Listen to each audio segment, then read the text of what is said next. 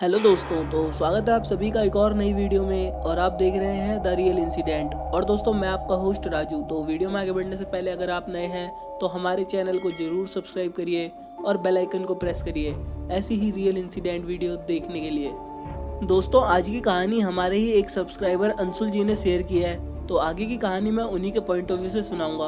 और दोस्तों, अगर आपके पास भी ऐसी कोई कहानी है तो आप हमें इंस्टाग्राम पर शेयर कर सकते हैं। मेरा नाम अंशुल है और मैं उदयपुर का रहने वाला हूँ। आज मैं आपको अपने साथ घटी एक सच्ची घटना से अवगत कराना चाहता हूँ। यह बात आज से 2 साल पहले की है। मैंने एक सरकारी परीक्षा का फॉर्म भरा था और मेरा परीक्षा केंद्र जयपुर आया था। किस्मत से मेरे 2 और दोस्तों का केंद्र भी जयपुर ही आया था, लेकिन परीक्षा केंद्र अलग अलग जगह पे था। अब हम तीनों दोस्त मिलकर जयपुर जाने के प्लान के बारे में सोचने लगे। परीक्षा का दिन रविवार को था और हमको शनिवार को ही निकलना था। हम दोस्तों ने सोचा कि अगर हम शनिवार को ही चले जाएंगे तो हमें रात को किसी होटल में रुकना पड़ेगा और उसका कोई मतलब नहीं होगा। तो मेरे दोस्त पीयूष के पास कार थी और उसने कार में जाने की बात कही। हमने सोचा ये ज़्यादा बेहतर रहेगा, कार में सफ़र भी आसान होगा और अगले दिन हम जयपुर भी घूम लेंगे। अब हम तीनों दोस्त शनिवार शाम को खाना खाकर पीयूष के घर पहुंच गए। हम तीनों ने सोचा यहाँ से रात को 11 बजे निकलेंगे और सुबह 5-6 बजे तक पहुंच जाएंगे और हमारी परीक्षा का समय सुबह 9 बजे का था। अब हम तीनों 11 बजे से उदयपुर के लिए रवाना हो गए। हर स्टूडेंट की तरह परीक्षा तो एक बहाना था, लेकिन हमको तो जयपुर घूमना था। हमने कार में म्यूजिक चला दिया और बातें करते हुए जा रहे थे। रात को 2 बजे हमने भीलवाड़ा शहर पार कर लिया था। भीलवाड़ा से 20 किलोमीटर की दूरी ही हमने पार की होगी। तभी हमें रास्ते में दूर से एक गाड़ी खड़ी हुई दिखाई दी। तभी हमको हाथ का इशारा करती हुई एक औरत मारुति ऑल्टो गाड़ी के पास खड़ी दिखाई दी। मैंने तो भूत की काफ़ी कहानियां सुन रखी थी कि किस तरह सुनसान सड़क पर आत्माएं पीछे पड़ जाती है। मैंने पीयूष को गाड़ी रोकने से मना कर दिया था, लेकिन पीयूष बोल रहा था कि हमें उसकी मदद करनी चाहिए।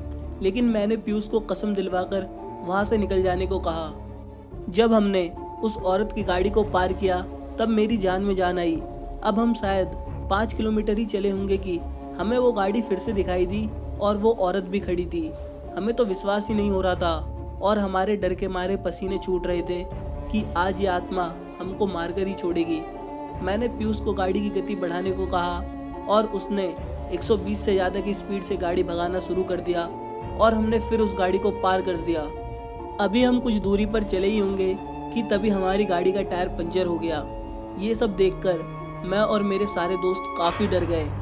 तभी पीयूष ने कहा, तुम लोग गाड़ी में ही बैठो, मैं गाड़ी का टायर बदलता हूँ। अब पीयूष अकेला कार से नीचे उतरा और कार का टायर चेंज करने लगा। रात का समय होने के कारण जंगल काफ़ी सुनसान था और जंगली जानवरों की आवाज़ें भी आ रही थी, जिसे देख के हम दोनों दोस्त को कार में बैठे काफ़ी डर लग रहा था।